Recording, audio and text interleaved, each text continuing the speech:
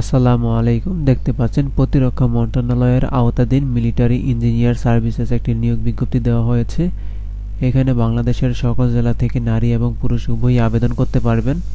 তো আজকের ভিডিওতে আমরা আলোচনা করব কি কি পদে আবেদন করা যাবে, আবেদন করার যোগ্যতা, কবে আবেদন শুরু হবে এবং কবে শেষ হবে বিস্তারিত।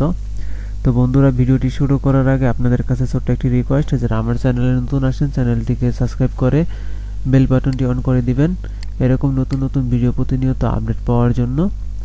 তো কথা না বাড়িয়ে আমরা মূল আলোচনায় চলে যাই। তো আমরা প্রথমে দেখে নেব যে এর আবেদন কবে শুরু হবে। তো দেখতে পাচ্ছেন এর আবেদন শুরুর তারিখ 17 নভেম্বর 2024 এবং আবেদন করা যাবে 8 ডিসেম্বর 2024 পর্যন্ত। আবেদন করার জন্য একটি ছবির প্রয়োজন পড়বে। ছবির সাইজ হবে 300x300 পিক্সেল এবং একটি স্বাক্ষরের প্রয়োজন পড়বে। স্বাক্ষরের সাইজ হবে 300x80 পিক্সেল। এরপর দেখতে পাচ্ছেন আবেদন করার জন্য একটি লিঙ্ক দেওয়া আছে। এই লিঙ্কে প্রবেশ করে আপনাদের আবেদনটি করতে হবে। তো আপনাদের সুবিধার্থে আমি ভিডিও ডেসক্রিপশনে লিঙ্কটি দিয়ে দেবো, সেখান থেকে আপনারা আবেদনটি করে নেবেন।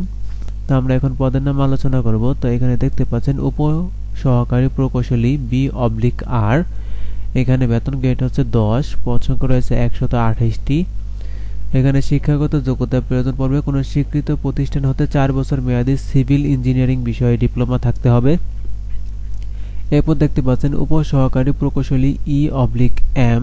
এখানে বেতন গ্রেড হচ্ছে 10, পদ সংখ্যা রয়েছে 62টি। এখানে শিক্ষাগত যোগ্যতা প্রয়োজন পড়বে। কোনো স্বীকৃত প্রতিষ্ঠান হতে 4 বছর মেয়াদী ইলেকট্রিক্যাল বা ইলেকট্রনিক্স বা মেকানিক্যাল বা পাওয়ার ইঞ্জিনিয়ারিং বিষয়ে ডিপ্লোমা থাকতে হবে। তো এই দুটো ছিল পদ। তো আমরা এখন দেখে নেব যে আবেদন করার জন্য কত টাকা জমা দিতে হবে এবং কিভাবে টাকাটি জমা দিতে হবে।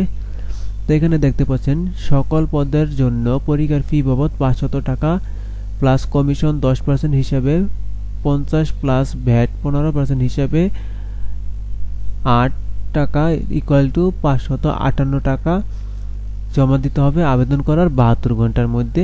তো কিভাবে টাকাটি জমা দিবেন, তা আপনাদের মেসেজ অপশনে গিয়ে প্রথমে মেসেজ লিখতে হবে।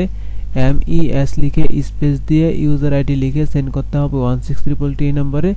আপনাদের দ্বিতীয় মেসেজ অপশনে গিয়ে লিখতে হবে MES লিখে স্পেস দিতে হবে, ইএস লিখে স্পেস দিয়ে পিন নাম্বার বসিয়ে সেন্ড করতে হবে 16322 নম্বরে। এরপর আপনাদের আরেকটি মেসেজে রিপ্লাই দেওয়া হবে, সেখানে আপনাদের ইউজার আইডি এবং পাসওয়ার্ড দেওয়া থাকবে, সেটি আপনাদের সংরক্ষণ করে রাখতে হবে। পরবর্তীতে যখন অ্যাডমিট কার্ড ডাউনলোডের সময় হবে তখন আপনারা সেই ইউজার আইডি এবং পাসওয়ার্ড ব্যবহার করে আপনারা অ্যাডমিট কার্ডটি ডাউনলোড করতে পারবেন। তো এই ছিল আজকের মূল আলোচনা। তো আশা করছি আজকের ভিডিওটি আপনাদের ভালো লেগেছে। আর যদি ভিডিওটি ভালো লেগে থাকে তাহলে অবশ্যই চ্যানেলটিকে সাবস্ক্রাইব করে বেল বাটনটি অন করে দিবেন।